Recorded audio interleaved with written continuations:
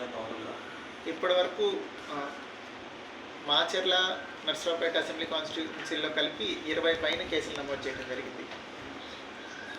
ఇంకా దానిలో accused, arrested ఇవన్నీ ఇన్వెస్టిగేషన్లో ఉన్నాయి. ఆ డీటెయిల్స్ అన్నీ ఒకసారి ఫైనలైజ్ అయిన తర్వాత తెలియజేయడం జరుగుతుంది. సార్ ఇప్పుడు 20 కన్నా తక్కువే అనుకుంటా. అందుకే కేసుల నెంబర్ అవి ఇప్పుడు ఇన్సిడెంట్ బట్టి జరిగిన ప్రతి ఇన్సిడెంట్లోనూ కేసు రిజిస్టర్ చేయడం జరిగింది. ఆ వివరాలన్నీ ఒకసారి ఇన్వెస్టిగేషన్ ఫైనలైజ్ అయిన తర్వాత మీకు ఇస్తాం.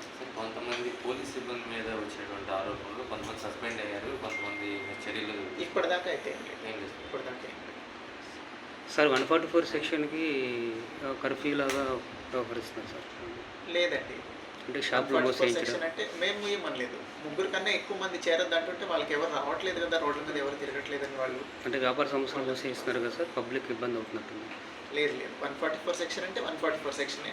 గుంపులుగా తిరగకూడదు, 3 అంతకన్నా తక్కువ మంది మాత్రమే ఉండాలి, రోడ్ల మీద అన్నెసరీగా సంచరించకూడదు. ఇది 144 సెక్షన్. ఇప్పుడు 144 పెట్టారు, కానీ షాపులు ఎందుకు బంద్ చేస్తున్నారు? అంటే అంటున్నారండి, వాళ్ళు మూసేశారు.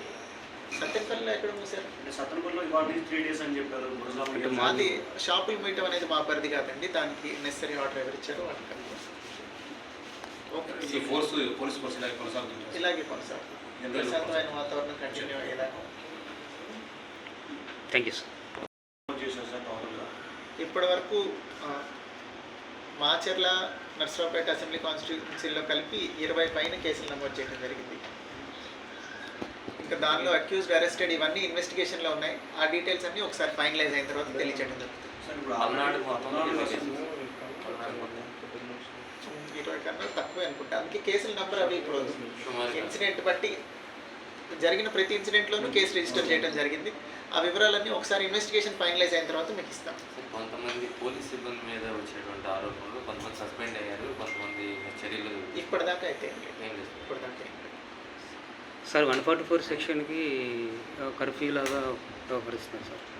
లేదండి, అంటే షాప్లో సెక్షన్ అంటే మేము ఏమనలేదు. 3 కన్నా ఎక్కువ మంది చేరద్దు అంటుంటే వాళ్ళకి ఎవరు రావట్లేదు కదా, రోడ్ల మీద ఎవరు తిరగట్లేదని వాళ్ళు. అంటే వ్యాపార సంస్థలు మూసేస్తున్నారు కదా సార్, పబ్లిక్ ఇబ్బంది అవుతున్నట్టుంది. లేదు 144 సెక్షన్ అంటే 144 సెక్షనే. గుంపులుగా తిరగకూడదు, 3 అంతకన్నా తక్కువ మంది మాత్రమే ఉండాలి, రోడ్ల మీద అన్నెసరీగా సంచరించకూడదు. ఇది 144 సెక్షన్. ఇప్పుడు 144 పెట్టారు, కానీ షాపులు ఎందుకు బంద్ చేస్తున్నారు? అంటే అంటున్నారండి, వాళ్ళు మూసేశారు. సత్యపల్లిలో ఎక్కడ మూసారు? అంటే సత్తనపల్లిలో ఇవాళ 3 days అని చెప్పారు. మాది షాపులు మూయటం అనేది మా పరిధి కాదండి, దానికి నెసరీ ఆర్డర్ ఎవరు ఇచ్చారో వాళ్ళకి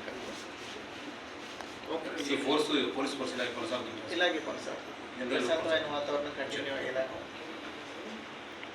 థ్యాంక్ యూ సార్.